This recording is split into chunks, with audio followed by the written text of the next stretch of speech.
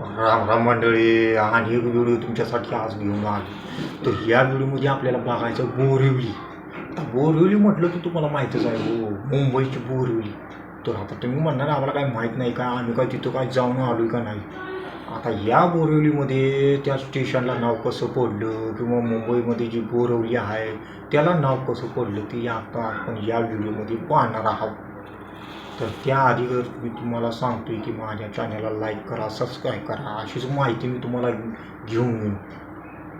तर बोरिवलीचं नाव एका फळाच्या नावानं पडलेलं आहे असं सगळी सांगतात. मग त्यामध्ये मुंबईच्या उत्तरेला वनाचा जो मोठा परिसर होता, त्या वनाच्या परिसरात बोरांची झाडं अगदी जास्त प्रमाणात होती, आणि त्या झाडामुळंच त्या परिसराला बोरिवली असं म्हटलं गेलं, आणि तिथल्या स्थानकाला सुद्धा तेच नाव पडलं, बोरिवली.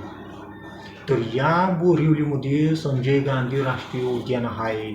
याच भागातून अनेक कान्हेरी लेण्या ज्या आहेत त्या आपल्याला बघायला भेटतात. त्यानंतर गणेश भक्तांचं श्रद्धास्थान जे असलेलं आहे ते वजिरा गणपती, हे तुम्हाला माहीतच असेल. नसेल तर तुम्ही जाऊन बघावं, मग कळेल तुम्हाला.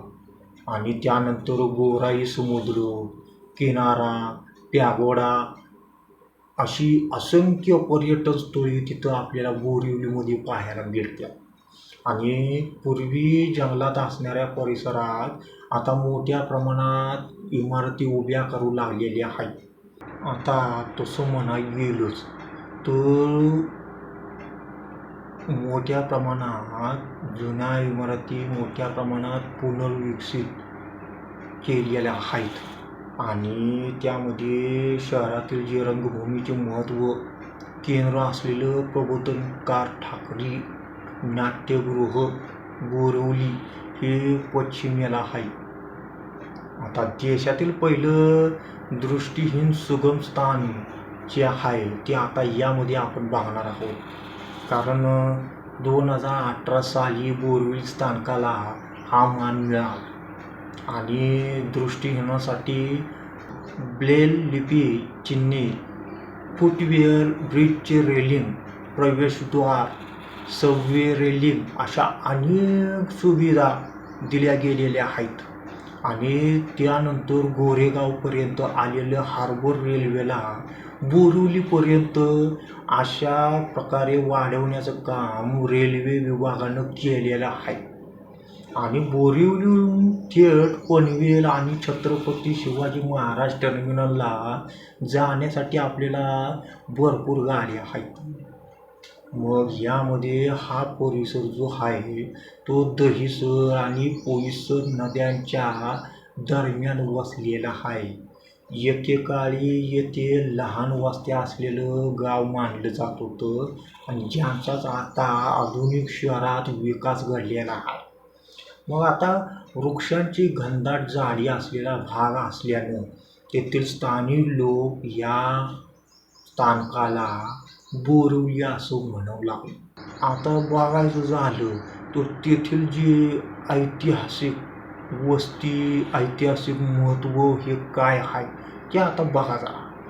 तर यामध्ये बोरिवली हे एक पोईसर, वजिरा, शिंपोली, मानपेश्वर, दत्तापाडा, कान्हेरी आणि मग ठाणे यासारख्या लहान गावाचं एकत्रित रूप करून त्याचे प्राचीन कान्हेरी लेण्या आहे. आणि ज्या बौद्ध संस्कृतीचे केंद्र मानलं जातं ते तिथं आहे. त्यानंतर ह्याचा जो प्राचीन काळ आणि इतिहास आणि आधुनिक विकास त्यामध्ये जर बघायचं झालंच तर मी पहिल्यांदा सांगितल्याप्रमाणे पोईसर पर्वताच्या आसपास वसलेला हा प्रदेश आहे.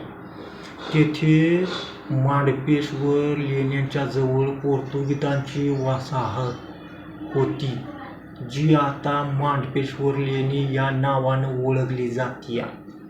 आणि मुंबईच्या उपनगरातील एका महत्त्वाचे निवासी आणि व्यापारी केंद्र म्हणून बोरिवली विकसित झालेलं आहे. आणि राजीव गांधी राष्ट्रीय उद्यानसुद्धा तिथे प्रसिद्ध आहे. जर तुम्ही गेला नसाल तर जाऊन बघा आणि माझ्या व्हिडिओला लाईक आणि सबस्क्राईब करायला विसरू नका. तोपर्यंत मी तुमचा घेतो राम राम.